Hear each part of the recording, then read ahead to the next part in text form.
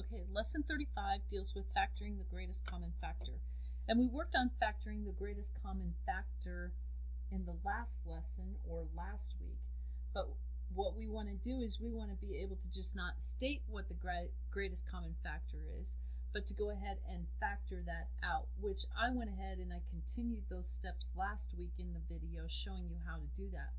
So the types of ways that they are going to ask you this problem is they're going to say, factor the greatest common factor of 2ax plus 2ac. So last week we found the greatest common factor, and that greatest common factor, these are already, both terms are in factored form. So what they have in common is they have a 2 and an a. So I'm going to factor out that 2a. Now that would have been what they were asking for last week, but in the video I said, well, I want to continue this because it's going to lead you into next week. So if I continue, if I take out the 2 and the a, if I have factored out the 2a, the only thing I am left with in the first term is the x. So I want to put that down. And then in the second term, I am left with the factor of c. So I have that positive term, and then I have c. So this is what they are looking for the factored form. Now the factored form says that I'm going to take these individual terms and I'm going to turn it into factors, which means values being multiplied together. They're equivalent to each other. And if I were to use the distributive property, if I take 2a times x, you get 2ax. If I were to take 2a times c, you get 2ac. And that gets you back into the previous form that we had. So they are equivalent to each other, but the factored form is going to help you when you are trying to reduce, and that's the reason that we are learning how to do that, is so that we can reduce fractions or something like that. So this next problem, I'm going to factor the greatest common factor of the following expression. So as I look at that expression, remember what you need to do when you're finding that greatest common factor. We're trying to factor that out. You cannot take out any more than the amount that an equation has available. So if I were to look at that factor of a, I have an a in every single term, but the most that I can take out of the second term is a squared. Now I could take out more than that from the first term and more than that from the last term because I have more than 2 available, but I can't take more out of every single term than what I actually have. Now the next thing that we have is a factor of x. So when I say what can I factor out, the most I can factor out of every single term is going to be the term that has that smallest exponent right here, which is just x understood to be to the first power. Now as far as m goes, the most I can take out of a term, that smallest exponent there, is squared. That's the most that I have in a particular term. Now you want to make sure, and it does happen, that each one of those variables does occur in every single term. So your greatest common factor, last week I showed you how you would go through and write it as a times a times a, x times x, and m times m. Then you had a times x, and then we had 3 m's involved, and then we had 4 a's. You had 4 a's, and then you had 3 x's, and then you have 2 m's. And we said to find that greatest common factor, you want to be able to group these together, see what you can take out.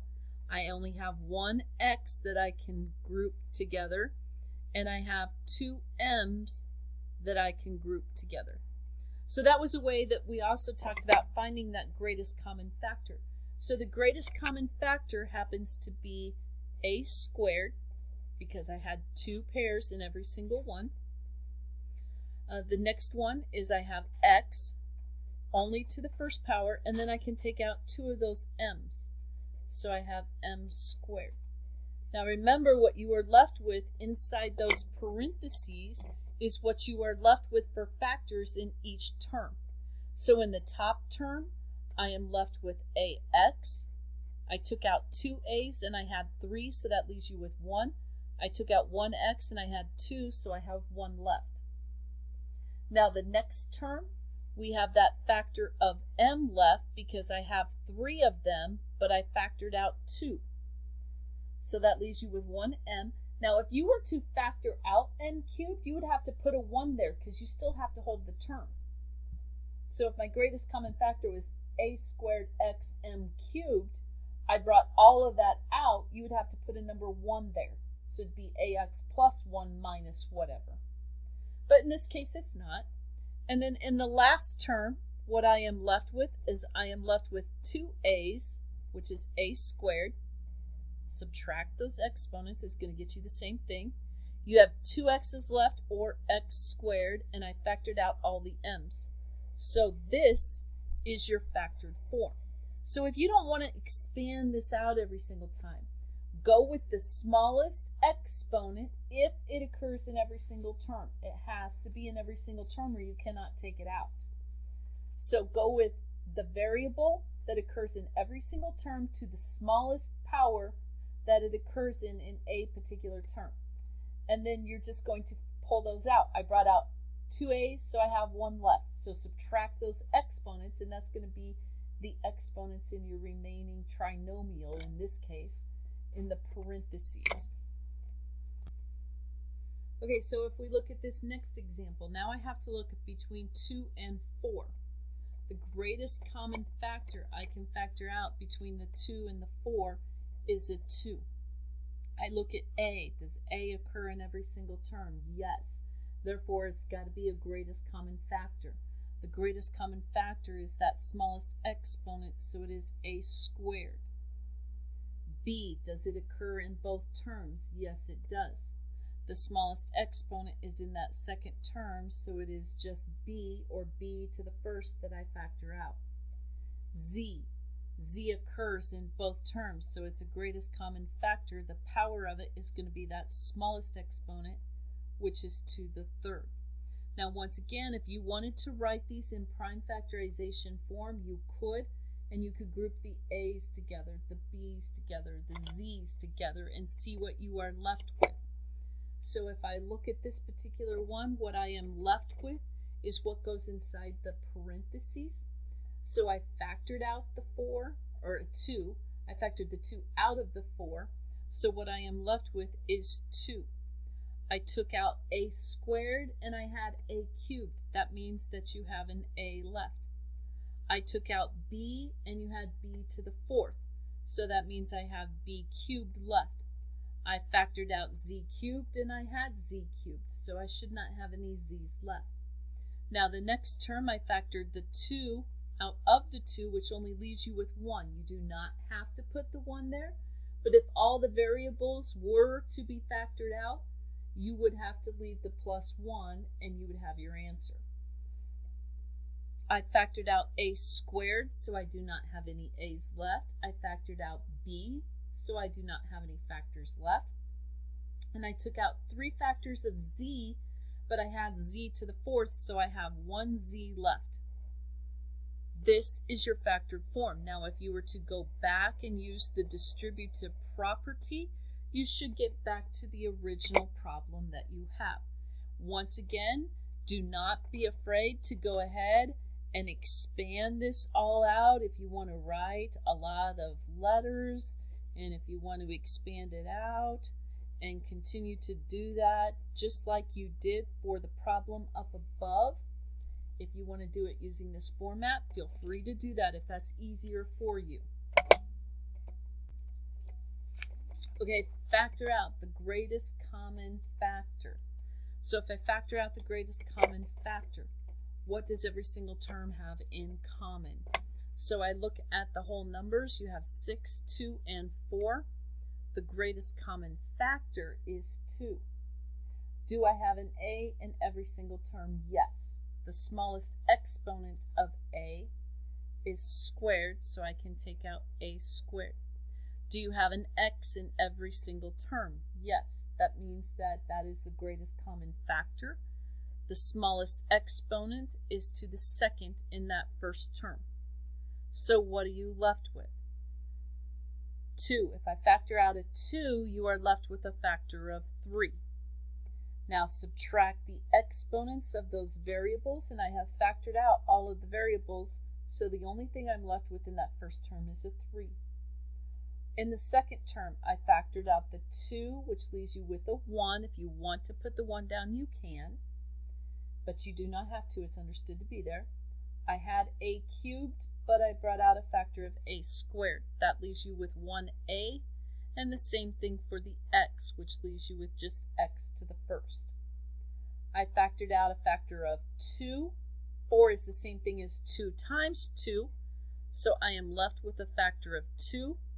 I had 4 a's, and I brought out 2, so that leaves me with 2 a's, which is a squared.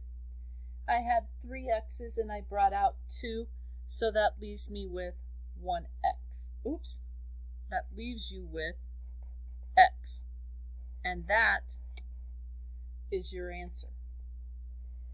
So almost caught me there. I thought I was moving on to another term because I tried looking at my screen versus my paper.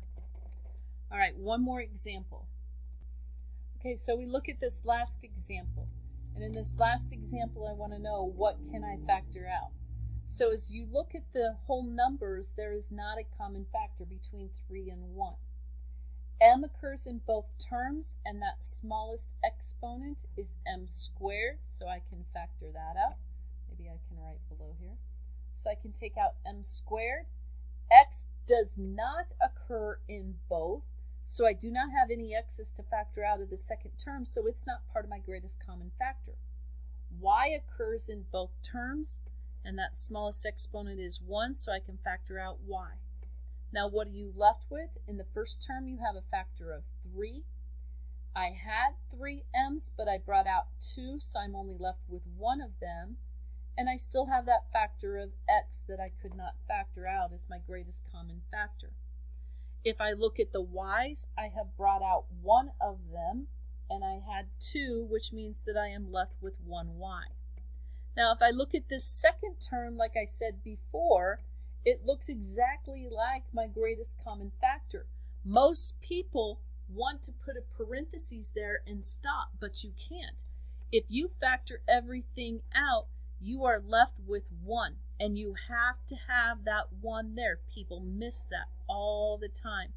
You have to have that 1 there, because remember, when you use the distributive property, you need to get back to this original problem, and if you do not put the 1 there, then you do not get back to the original problem. I cannot stress enough how many people will forget to put that 1 there.